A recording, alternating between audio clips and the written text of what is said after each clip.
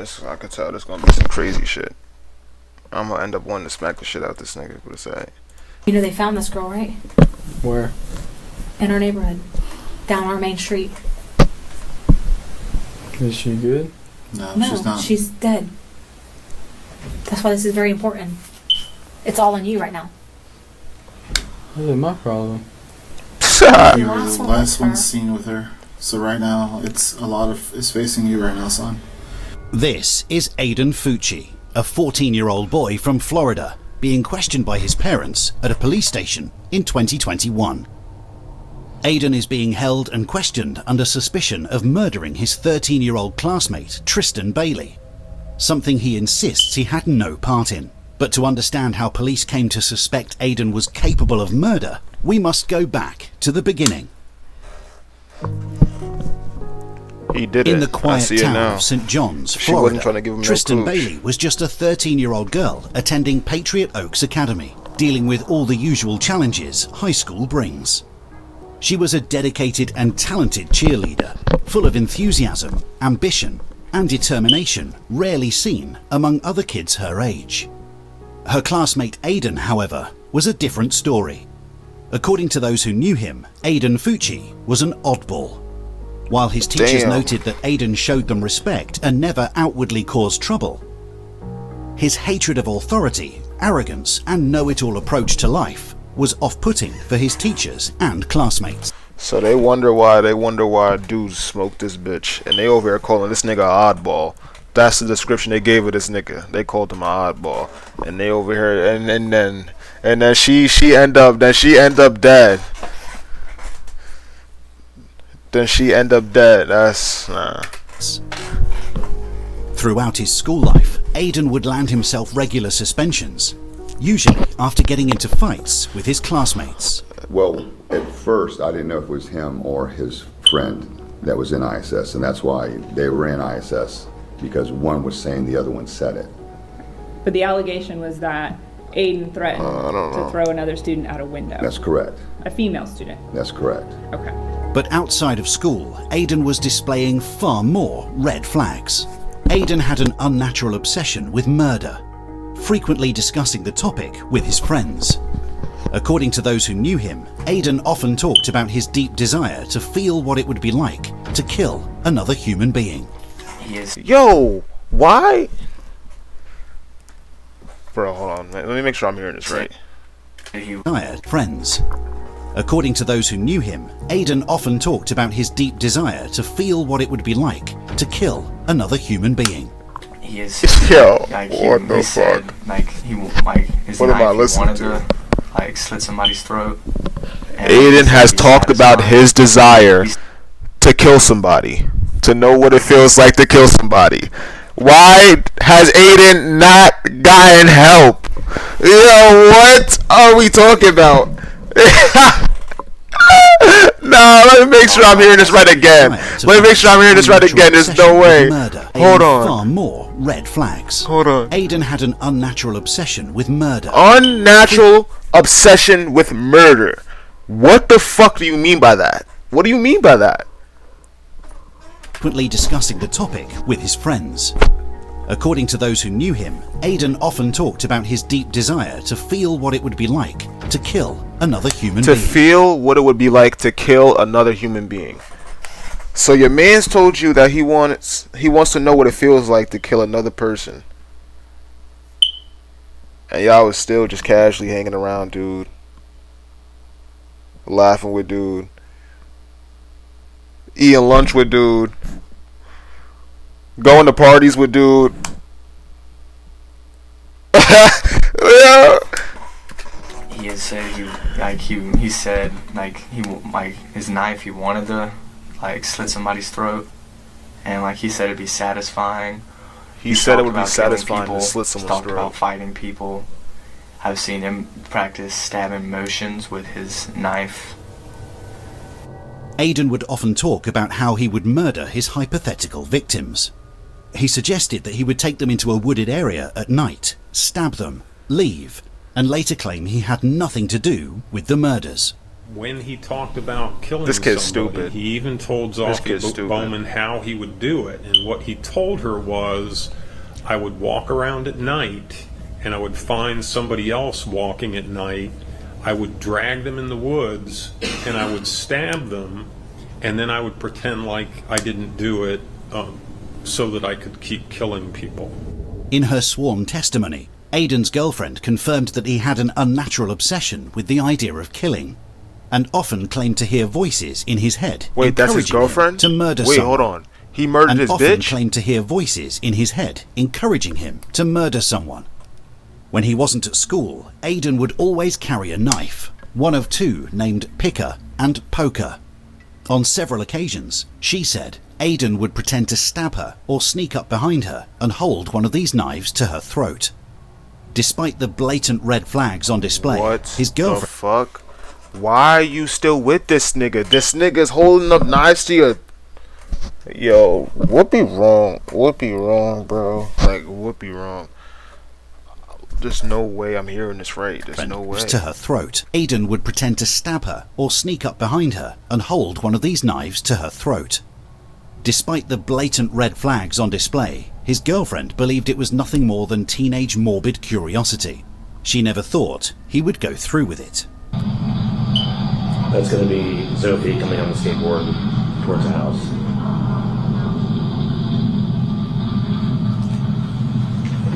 On May 8th, 2021, the day before Mother's Day, Aiden spent the day with his girlfriend and their friend Trey. The three spent the day skateboarding around the neighborhood, as they often did. Across town, Tristan was enjoying dinner with her family. When she returned home around midnight, Tristan's older sister saw her on a video chat with a boy in a baseball cap, who convinced her to come and hang out at Trey's house. Oh no. He's but to murder this girl. After an hour together, Aiden and Tristan left Trey's house. Between 1:24 and 1:45 a.m., neighborhood surveillance cameras caught them walking toward a cul-de-sac at the end of the street. It was the last time Tristan would be seen alive.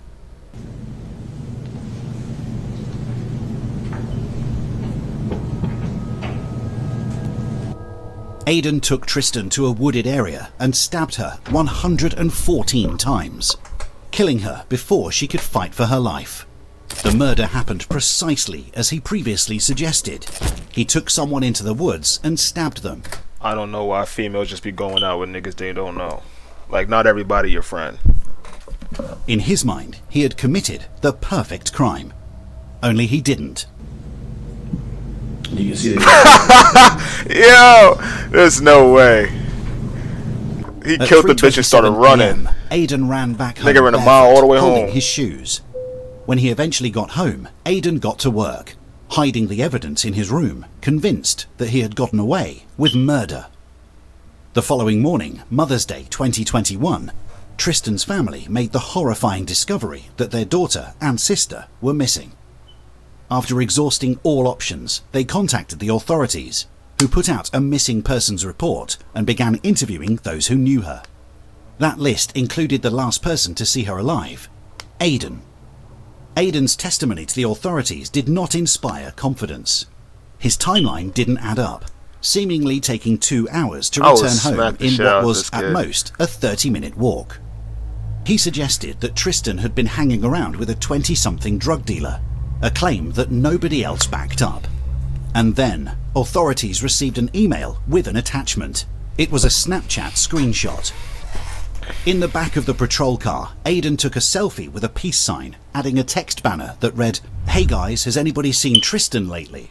His classmates shot back, reminding him that Aiden was the only one who knew what happened. But his sociopathic glee didn't end with just one post, Life as he without openly parole. implied That's it. that his I heard victim was enough. alive Life without and parole. staging this whole saga. We're having fun in a f***ing cop car. Yep. Tristan. What's up, guys? Yep. Tristan, if you f***ing walk out the damn... When you see this in a month. Before police could obtain Aiden's cell phone, a runner discovered the bloodied corpse of Tristan in the woods, the stab wounds visible. Within an hour, police put out a search warrant for Aiden and brought him in for questioning, leaving him in a room with his parents. At this point, it's obvious just how much trouble Aidan is in. But his cold refusal to even acknowledge it is chilling. When reminded that his friend is dead, Aidan fails to see why he should care. You know they found this girl, right? Where? In our neighborhood. Down our main street. Is she good? No, No, she's not. she's dead. That's why this is very important. It's all on you right now. What is my problem? You were You the were last the one last with one her. seen with her. So right now, it's facing you right now, son. At one point during the encounter, Aidan's parents press him to acknowledge just how serious the situation is. But he can't seem to see it. When they ask if he's scared, Aidan claims he isn't, despite his fidgety hand movements. Are you not scared? Not really. Not really. I'm a little scared, but If he didn't do nothing, I wouldn't be worried about it. No, that's not awesome. He didn't do nothing, right? Aidan's parents continue pressing him for his side of the story, but he remains totally unmoved, offering up vague answers through a disinterested mumble and frequently avoiding eye contact. Aidan admits that he kissed Tristan and did more with her, confirming his DNA is on her. And yet, through it all, he shows seemingly no recognition of how damning that evidence could be. What were you doing outside late at night? I was at Trey's house hanging out with them. Did you kiss or do anything with this girl? Be honest as you can to them. Two. Yes. Yeah, I kissed her. Any further? Damn. His parents know he smoked her too. So your DNA's gonna be on her? Later on, Aidan is again asked if there's anything that's still being hidden from his parents. While he insists there isn't, he takes the opportunity to try and frame Tristan as the aggressor, implying that she got aggressive with Aidan and prompting him to push her. Knowing the truth, no way that you claim better is say nothing that. but sociopathic, and his clear lack of emotion or even apprehension is chilling to see. Unless you know anything I don't know. Did y'all have sex? Did she really grab you and you just really pushed her, or was that? No, she did. You don't know what? Yo, why are you lying? He really think he about to get out of this life sentence. It's over. She said, It's over. I think I pushed her, but Yo, Lucy, chill, gang. I don't. Yo, Lucy, chill What out. directions you wanted? Probably the other way, because she wasn't next to me anymore. When his parents finally pressed him for his side of the story, Aidan gave them a slight variant of what he told the police, claiming that Tristan had no intentions of going home that night. According to him, she was looking for someone to go home with, and decided to get a ride with her dealer. But his body language is far from convincing, again Bro, why offering would the she- information you through a convinced her to come bored, outside. disinterested mumble. That's known information. You convinced her to come outside. She had no reason to come outside. So why would she not go back home? That don't make sense. I told him about her dealer. You think she got picked up by him? Probably. She said she wouldn't come home. She said she's gonna find somebody to stay Like at she her left her office. there walking? Like you think she got picked up after that? She just kept walking? Probably. Yeah, I don't Do you know. know if she turned the other direction or she was just still walking behind you? She pushed her down and you walked away. We shouldn't be talking. I just asked what he told the cops. I just asked what he told them. When Aidan's parents encouraged their son to say nothing until his attorney arrived, police raided their home. Damn. When they entered Aidan's room, they discovered a treasure trove of smoking gun evidence. Oh, They wait. found an they This in dis- Florida arrived. too, ain't it? Police raided their home. I think this When in they Florida. entered Yeah, Aidan's it's room, over. they discovered a treasure trove of smoking gun evidence. They found an empty knife sheath in his drawer, allegedly poker. Stuffed next to his dresser, they found a pair of wet Nike shoes with blood on them, matching over. the outfit Aidan wore in the surveillance footage. And stuffed under the dresser, authorities found a blooded t-shirt and a pair of wet blue denim jeans, which matched the outfit Aidan wore that day. But as if that wasn't enough, authorities also found that the drain in the bathroom sink had traces of blood and dirt, and among his belongings, an odd notebook contained drawings of a violent and satanic nature. What the fuck? This nigga needs life without parole. There was no question. Authorities quickly arrested Aidan on a charge They of need to do second tests degree on this murder, nigga brain. upping it to first degree after the There's something extent of seriously wrong with Tristan's this kid. wounds became clear. Then, out of the blue, Aidan's He mother stabbed her Tristan's wounds became 114 times? Then, to first degree after the extent of Tristan's 114 times? No, upping it no, to no. first I degree cannot be after reading the this shit extent right. of 114 sharp force injuries.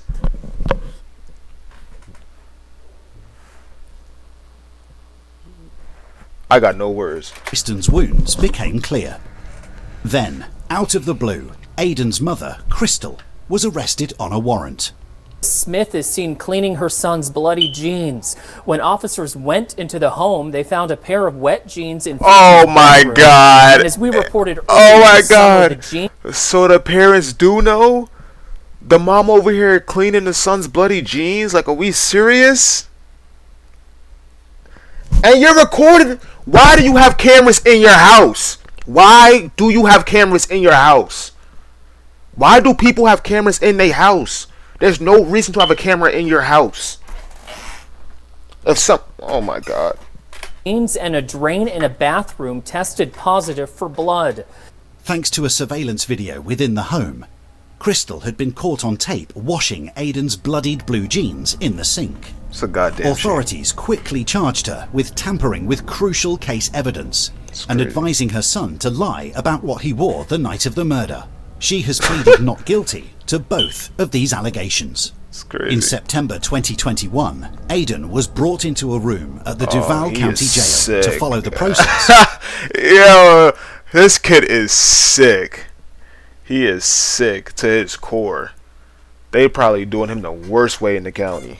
Of his pre-trial hearing, but everyone viewed his behavior as erratic, if not highly concerning. And why am I here? I just want to talk to my mom and dad. What's going on? What's going on? Oh, he's trying to act like he's sick in the head. From the moment he enters the room, Aidan seems dazed and confused. But it all gets a little more unusual Yo, when he's trying to act crazy. Ain't nobody going for it. Begins mumbling about demons taking his soul. He probably really got off on this too. He probably really got off on this too. He had them drawings in his room. He probably really got off on this too. You demons. I don't let you demons take my soul. You demons want to take my soul away. I don't let you demons steal my soul. I don't know what's going on. Since investigators found a notebook full of satanic drawings, it's not impossible that Aidan truly believed demons were attacking him. But this is likely Aidan's last-ditched effort. Come on. Are we really gonna believe that? Are we really gonna believe that? To secure a way out of prison. The insanity plea has long been a go-to solution for killers and psychopaths. And faking a demonic possession works. Would not be getting that shit on when me. it doesn't.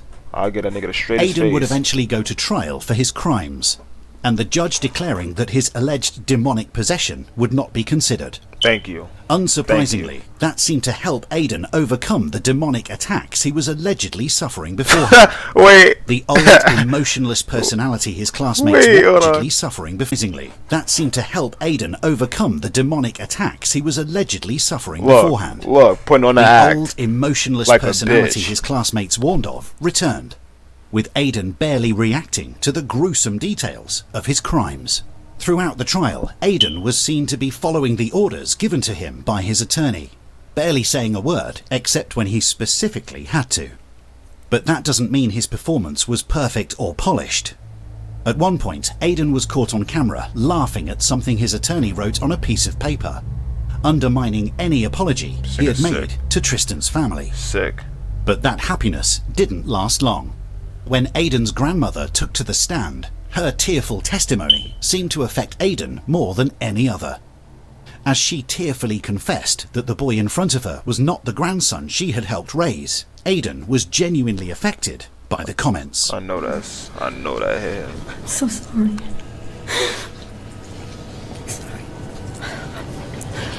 I just don't need my mama back.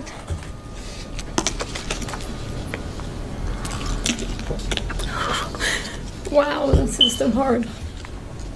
This marks the only instance in the entire trial that Aidan was shown to exhibit some kind of genuine, non-contrived emotion. And, like a true psychopath, it was only because it affected him. Tristan's family's pain had elicited no expression from him for the duration of the trial. But see the way that he responds when his grandmother fears she'll never see him again. And I know we're a very large Christian family, and we pray all the time. And she fears she's never gonna see him again. Fear? Sweetie, let me break it to you. You ain't never, ever seen this nigga again. You gonna see him, he got visitation? You might hear his voice over the phone. Maybe he got a tablet. You ain't never seen him I just again. hope you consider it a little bit. Please don't take him out of our lives forever. You slow. What? You know, like, why does he dying. deserve? Why does he deserve sometime the benefit of the doubt? At this moment, it appears that Hayden had finally realised the scale of the. And these better not be his friends. They better not be his friends. They better not be his friends. It appears that Hayden had finally realised the scale of the consequences of his actions. But it passed quickly. The judge eventually decided that Aidan's crime, which lacked any motive and was done purely to cause harm to another human, was worthy of life in prison. Come on. And Aidan, unsurprisingly, didn't seem fazed by that news whatsoever. Mr. Fucci, having entered a plea of guilty to the crime of first-degree murder, I adjudicate you guilty of the premeditated first-degree murder of Tristan Bailey. I sentence you to life in prison. Thank you. Because of your age, you are eligible for review of the sentence in 25 years. No. Despite his public apologies to Tristan's family throughout the trial and after, Aidan doesn't seem to register what the sentence meant. In his mind, it likely doesn't mean anything. He always said he wanted to feel what it would be like to kill. Sick. Absolutely sick.